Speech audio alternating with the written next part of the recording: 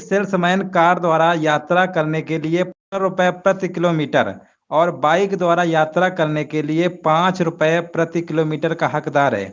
एक दिन में अगर उसने 90 किलोमीटर तक का सफर करने के बाद 600 रुपए का दावा किया है तो उसने कितने किलोमीटर बाइक से यात्रा की है। आपकी स्क्रीन पर सवाल दिख गया होगा। इसका आंसर लगाने की कोशिश करिए और कमेंट सेक्शन में बताइए इस प्रश्न का आंसर क्या होगा। ये यूपीएसआई 2018 में पूछा गया था प्रश्न। चलिए कोशिश करिए, कोशिश करने वालों की कभी हार नहीं होती है। अगर कोशिश करेंगे तो आंसर जरूर निकलेगा। ट्राई करने में क्या जाता है। चलिए आपके पास समय बहुत कम है, जल्दी से बताइए इसका आंसर क्या होगा। चलिए साथ में लगाइए, नहीं टाइम बहुत वेस्ट होगा, हम भी लगाते हैं साथ में। चलो क्वेश्चन को थोड़ा सा जूम कर देते हैं, थोड़ा सा कुछ प्रॉब्लम हो रहा है शायद मोबाइल पे। चलिए यहाँ पर देखते हैं। देखो सबसे पहले क्वेश्चन को ध्यान से देखते हैं। एक सेल्समैन कार द्वारा यात्रा कर रहा है, उसका चार्ज हमारा कितना है, 15 रुपए प्रति किलोमीटर है। अगर वही यात्रा अगर बाइक से करता है तो उसका जो रेट है ना 5 रुपए प्रति किलोमीटर है। कार से करोगे तो रेट तो महंगा रहेगा ना, अब बाइक से करोगे सस्ता रहेगा। अब एक दिन में उसने टोटल कितना डिस्टेंस कवर किया, 90 किलोमीटर, ठीक है ना। तो देखो सबसे पहले अगर हम ये मान लेते हैं कि 90 किलोमीटर के डिस्टेंस में अगर हम ये मान ले, इसको बेसिक से लगा लो, अगर हमने मान लिया बाइक से, अगर हमने ये मान लिया कि बाइक से अगर वो x किलोमीटर चला है तो कार से कितना चला होगा, कार से डिस्टेंस कितनी रही होगी, टोटल डिस्टेंस हमारी 90 है तो 90 माइनस x हो जाएगी, ठीक है ना। अब देखो यहाँ पर बाइक का चार्ज दिया हुआ है, कितना रुपए दिया हुआ है, 5 रुपए, तो यानी 5x हो जाएगा। अब प्लस अगर हम बात करें कार से तो कार से डिस्टेंस कितनी है, 90 माइनस x, और इसका रेट हमारा दिया 15 रुपए पर किलोमीटर के हिसाब से है, और इस तरीके से ओवरऑल हमने कितना रुपए खर्च कर दिया, 600 रुपया। अब इसको सॉल्व कर लेंगे, आपका आंसर निकल आएगा, कोई इसमें बहुत बड़ी चीज नहीं थी।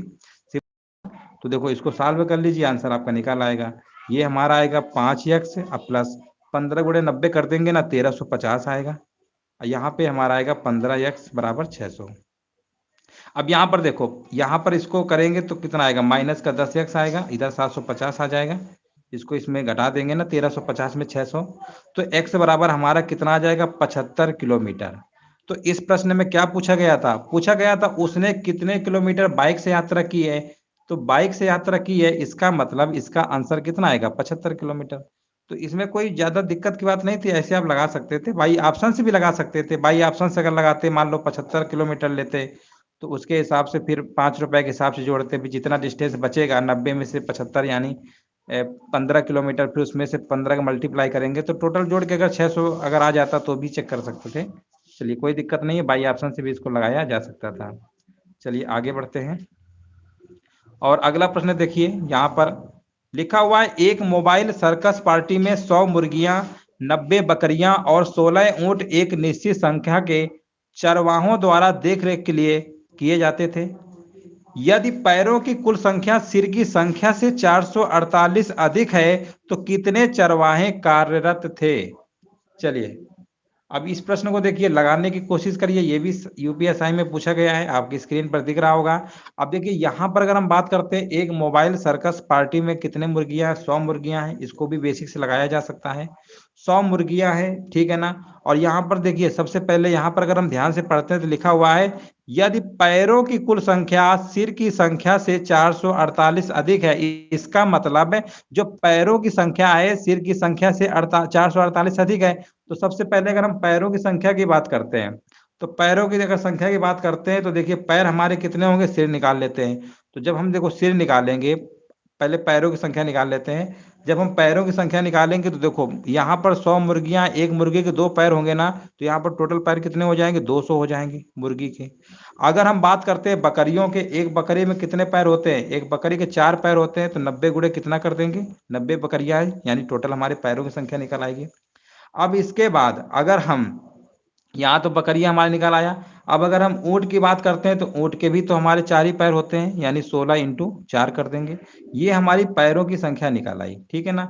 अब यहाँ पर व्यक्ति भी तो है, चरवाहा भी है, तो उसके कितने पैर होंगे, 2, यानी x मान लिया हमने कि यहाँ पर चरवाहों की संख्या अगर x है तो 2x हो जाएगा। तो ये हमारे आ गए पैरों की संख्या, ठीक है ना, ये पैरों की संख्या हमारी आ गई। अब बोला है सिरों की संख्या से 448 अधिक है। अगर हम सिरों की संख्या की बात करेंगे तो देखिए सिर तो इतने ही होंगे 100 और 90, ठीक है ना, 190 हो जाएगा। और इसके बाद 16 जोड़ेंगे, 190 और 16 जोड़ लेंगे और प्लस एक्स, यानी हमारा कितना आ जाएगा, 206 आ जाएगा। 206 अब प्लस का एक्स, इस तरीके से आपको कर लेना है। ये हो गए सिरों की संख्या। सिरों की संख्या से कितना अधिक है, 448 अधिक है, यानी इसमें से 448 क्या कर देंगे, हम जोड़ देंगे। बस ये आपको, अब इसको आपको सॉल्व कर लेना, ठीक है ना। इसको सॉल्व कर लीजिएगा, कुछ नहीं है, कैलकुलेशन है, इस तरीके से सॉल्व कर लीजिएगा, आपका आंसर निकल आएगा। बाकी इसमें कोई ज्यादा इतना बड़ा है नहीं है। बस आपको क्या करना है, सबसे पहले पैरों की संख्या काउंट करना है। पैर के बारे में पता होगा, एक मुर्गी के अगर 2 पैर होते हैं तो 100 का डबल 200 होगा। बकरियों के 4 पैर होते हैं, ऊंट के 4 पैर होते हैं, मनुष्य अगर है चरवाहा है तो उसके 2 पैर होंगे। तो बस आपको कैलकुलेशन है, कैलकुलेशन कर लीजिएगा, आपका इसका आंसर निकल आएगा। चलिए अब आगे बढ़ते हैं नेक्स्ट प्रश्न में। और यहाँ पर देखिए थोड़ा सा यूपीएसआई में अच्छा खासा लेवल आता है, तो प्रश्न को आपको करना ही पड़ेगा इस तरीके से। आगे देखते हैं, लिखा हुआ है किसी संख्या 4, 5, 6, 7 में से किसी भी संख्या से विभाजित करने पर 2 शेष बचता है। अगर वह संख्या 300 और 500 के बीच आती है तो वो संख्या कौन सी होगी। अब देखो ये एक तो तरीका हमारे पास है कि बाई ऑप्शन चेक कर लो कि 4, 5, 6, 7 से कौन सा नंबर कटे ना पूरा और शेष 2 आना चाहिए। तो अब आप कहेंगे 5 से, तो देखो 5 से तो ये कटेगा नहीं, 5 9 45, 5 8 40, यहाँ पर शेषफल नहीं आएगा 2। तो इस तरीके से आप चेक कर सकते हैं तेजी से। तो या तो चाहो इस एलसीएम निकाल लो, ठीक है ना, बाई ऑप्शन तो चेक कर ही लोगे, एलसीएम निकाल लो 4 5 6 7 का। 4 5 6 7 का एलसीएम निकाल लेते हैं। इसको देखें, 2 दूनी 4, इस तरीके ट्रिक बताया हमने। 5 चौके 20, 20 तरीका 60, और 60 इंटू कितना कर देंगे 7, यानी 420 आ गया। ये आपका एलसीएम आ गया ना। अब बोला 2 शेष बचता है, इसमें 2 जोड़ देंगे तो हमारा आंसर आ जाएगा 422। कितना आ गया, 422, ऑप्शन नंबर बी होगा। अब यहाँ पर पूछा है ना 300 500 के बीच है, तो देखो 422 हमारा 300 500 के बीच आता है। तो इस तरीके से हमारा राइट आंसर हो जाएगा। आगे बढ़ते हैं, अगला प्रश्न देखते हैं। चलिए ये सवाल देखिए, लिखा हुआ है 2 शहर हैं ए और बी, और ए में हर वर्ष 10,000 की आबादी घट जाती है और बी में हर वर्ष 15,000 की आबादी बढ़ जाती है।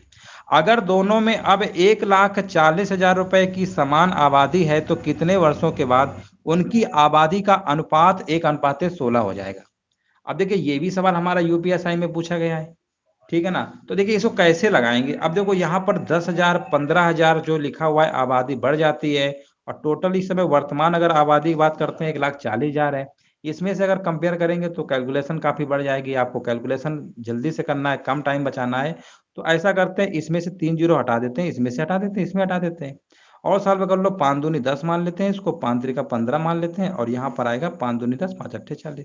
अब हमने ये मान लिया कि वर्तमान में अगर 28 है, ठीक है ना, और 10,000 की आबादी, अब 10,000 को हम 2 मान के चलते हैं तो इसी में कितनी आबादी, 2x, x से मल्टीप्लाई कर देंगे, क्योंकि आबादी हमें नहीं पता ना कितनी है, मान लो इसी के मल्टीपल में जो भी रही होगी x मान लेंगे। अब इसके बाद बी में लिखा हुआ ये एक हो गया, हर वर्ष जो है आबादी बढ़ जाती है, यानी इसी में से 28 प्लस 3x बढ़ने के बाद इनका जो रेशियो है 1/16 हो जाता है। अब चाहो तो भाई ऑप्शन से लगा लो, इसमें रख के देख लो x की वैल्यू 1/16 है। ये नहीं कर पाते हो तो इसको कैलकुलेशन कर लेना, तो भी आंसर निकल आएगा। इतना तो आप कर ही सकते हैं, ठीक है ना, कोई दिक्कत नहीं। अगर बाई ऑप्शन से लगाते तो देखो 12 अगर रखते यहाँ x की जगह, तो 28 में से 12 घटाएंगे तो कितना आएगा, 12 दूनी 24, ठीक है ना। 28 में से 24 घटाएंगे तो 4 आएगा।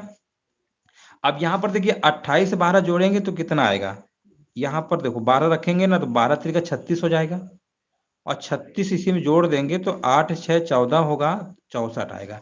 अब इसी को सिंप्लीफाई कर लेंगे तो देखो 1/16 आ गया। तो एक तो तरीका हमारे पास ये है कि यहीं पे ऑप्शन उठा के चेक कर लो, या तो इसको सॉल्व कर लीजिएगा, इतना तो आप कैलकुलेशन कर सकते हैं। तो देखो हमने जितना सिंप्लीफाई होना था इसमें कर दिया, इससे सिंप्लीफाई नहीं हो पाएगा। ये जो 10,000 15,000 1,40,000 जो लिखा हुआ था, इसको हमने तीनों क्या कर लिया, सिंप्लीफाई कर लिया। ये वर्तमान था, इससे हमारी थोड़ा कैलकुलेशन बच जाएगी। तो इस तरीके से आप जिस तरीके से आप सोच सकते हैं, आपके दिमाग में क्या मतलब उस समय आ जाता है, मतलब कुल मिला के आपको टाइम की बचत करनी है, आपको जल्दी लगाना है, टाइम का खेल है, बस ये इम्पोर्टेंट है। अगला सवाल देखते हैं। चलिए अगला सवाल देखते हैं, और यहाँ पर लिखा हुआ है उस विकल्प का चयन करें जो दिए गए अन्य विकल्पों से भिन्न है। ऑप्शन दिए गए हैं, आपको सोचना है कौन सा ऑप्शन हो सकता है। चलिए थोड़ा सा अगर ऑप्शन पे आप नजर डालेंगे तो बी देखो विकर्ण में इस तरीके से दिया हुआ है। यहाँ पर अगर देखेंगे तो इसका विकर्ण इसके साथ मैच कर रहा है, इसका इसके साथ मैच कर रहा है, बट यहाँ पर इसका इसके साथ मैच नहीं कर रहा है, तो इसका मतलब ऑप्शन नंबर इसका बी हो जाएगा। ठीक है ना, अन्य से भिन्न है पूछा गया है तो ऑप्शन नंबर बी हो जाएगा। उम्मीद है समझ गए होंगे। ठीक है ना, चलिए आगे बढ़ते हैं।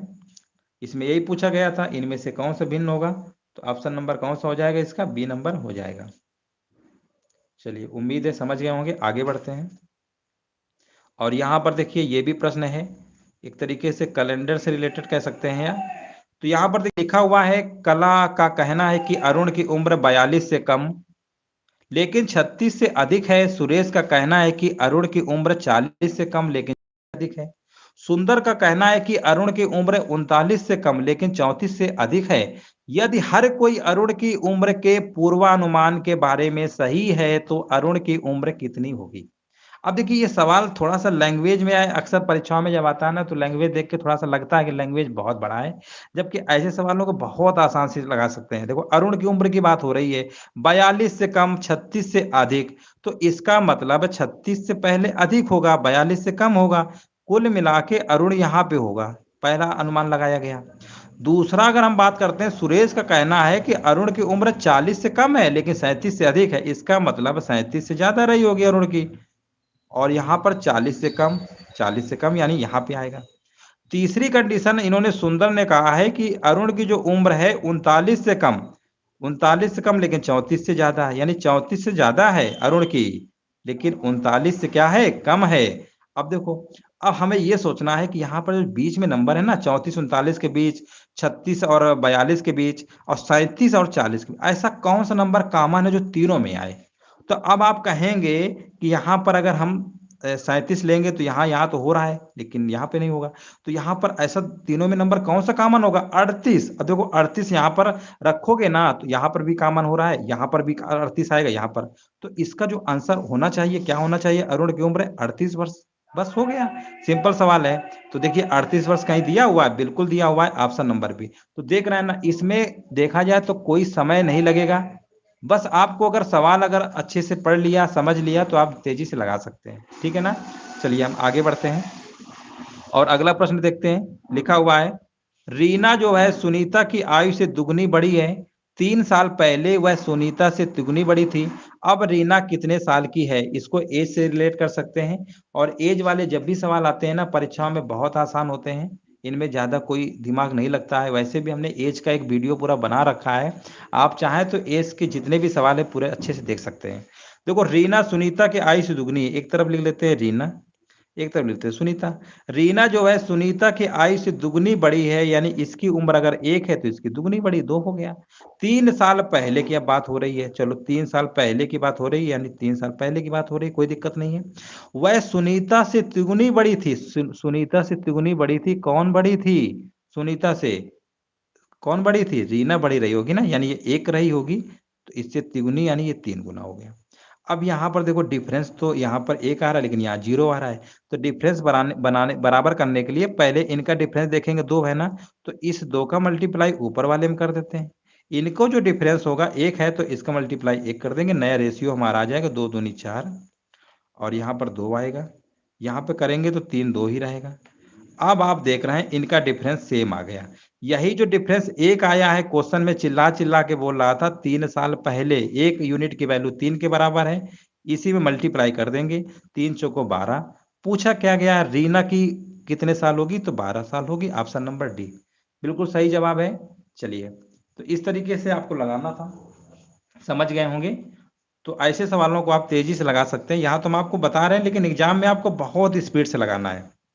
अब देखिए थोड़ा सा सवाल, ये उत्तर प्रदेश से पुलिस में कंप्यूटर ऑपरेटर में पूछा गया था, हल्का सा सवाल, थोड़ा सा मतलब एक नई तरीके से पूछा गया था, रीजनिंग है। लिखा हुआ, यदि 8 गुणे 5, 8 गुणे 5 का अर्थ 8 माइनस 5 स्क्वायर होता है और $3 का अर्थ ये होता है, तो बताइए 25 गुणे 3 और यहाँ पर $6 का मान क्या होगा। अब देखिए ऐसे सवालों को कैसे लगाएंगे, इस टाइप के सवाल पूछ लिए जाते हैं और आपको बस लॉजिकल बेस पे आपको लगा देना है, कुछ नहीं करना है। देखो सबसे पहले इन्होंने ये बताया है, इसका मतलब ये होता है। तो सबसे पहले अब हमें करना क्या है, ये जो 25 गुणे 3 है ना, पहले इसको सॉल्व कर लेंगे। तो इसके अकॉर्डिंग जब 8 गुणे 5 को 8 माइनस 5 का स्क्वायर लिख रहे हैं, तो ऐसे ही इसको अगर हम तोड़ेंगे 25 गुणे 3 को, तो आप कहेंगे 25 माइनस 3 का स्क्वायर लिख दीजिए। सेकेंड वाले नंबर का क्या किया गया, स्क्वायर किया गया है। अब 25 में से 9 घटाएंगे तो 16 आएगा। अब हमारा इनकी जगह तो आ गया 16। अब इसको हम कह सकते हैं $16 हो गया। अब देखो $16 आ गया। अब इसका इन्होंने बताया रूट, तो रूट लिखोगे 16 अब प्लस, अब यहां पर लिखोगे 6 का स्क्वायर कितना होगा, 6 का स्क्वायर कितना होगा, 36 होगा। यानी 36 4 कितना होता है, 40। देखो इस तरीके से आपको करना था। तो कुल मिला के पहले इन दोनों को तोड़ लेंगे इसके अकॉर्डिंग, जितना आएगा इसकी जगह वो वैल्यू रख देंगे। अब फिर हम डॉलर वाले से कंपेयर करेंगे, तब आपका आंसर निकलेगा। चलिए उम्मीद है समझ गए होंगे।